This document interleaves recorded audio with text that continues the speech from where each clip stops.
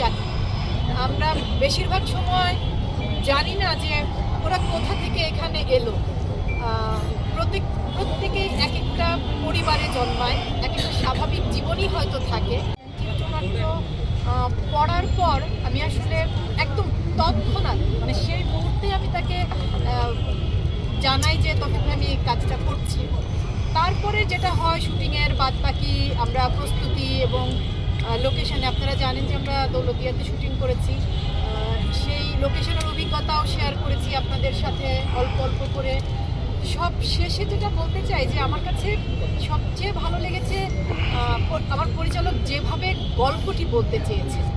তিনি বারবার বলছিলেন যে নীলা একটা চরিত্রের মধ্য দিয়ে আসলে অনেকগুলো চরিত্রের প্রতিনিধি হয়ে, বা প্রতিনিধি আমি বলবো না, আমি বলবো যে অনেকগুলো জীবনের গল্প মিলিয়ে তিনি একটা চরিত্রের মধ্য দিয়ে বলতে চেয়েছেন। এবং একটা চরিত্র বলতে নীলা এবং নীলার আশেপাশের সকল চরিত্র।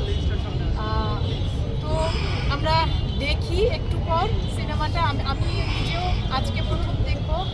আন্তর্জাতিক চলচ্চিত্র উৎসবে আমাদের এই সিনেমার প্রিমিয়ার হচ্ছে, আরেকটি শো আছে আমাদের। আজকে দেখার পর আপনারাও দেখেন কেমন লাগে। যদি আপনাদের ভালো লাগে, যে আমি বারবারই বলছি যে এই সব মানে যৌনকর্মীদেরকে না আমরা আসলে শুধু ওরা যৌনকর্মী এটুকুই জানি।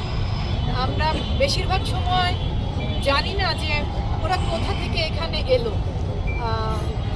প্রত্যেকেই এক একটা পরিবারে জন্মায়, এক একটা স্বাভাবিক জীবনই হয়তো থাকে। সেই স্বাভাবিক জীবন থেকে ওদের জীবনটা কিভাবে এই জায়গাটাতে এসে আটকে গেল, এবং ওরা কি সারাটা জীবন আসলে এখানেই থেকে যেতে চায়?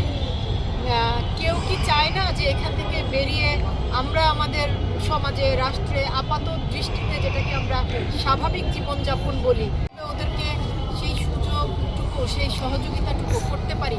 সমাজ বা রাষ্ট্র কি ওদের প্রতি সেই সমর্থনের হাতটুকু দিতে পারে, বাড়িয়ে দিতে পারে?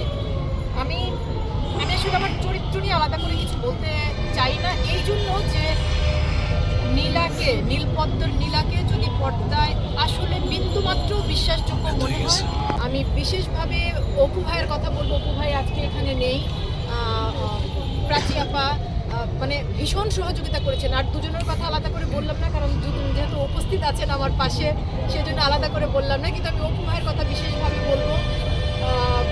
হ্যাঁ, তো থ্যাংক ইউ। আপনারা সবাই এসেছেন, আমরা দেখি একসাথে সিনেমাটা।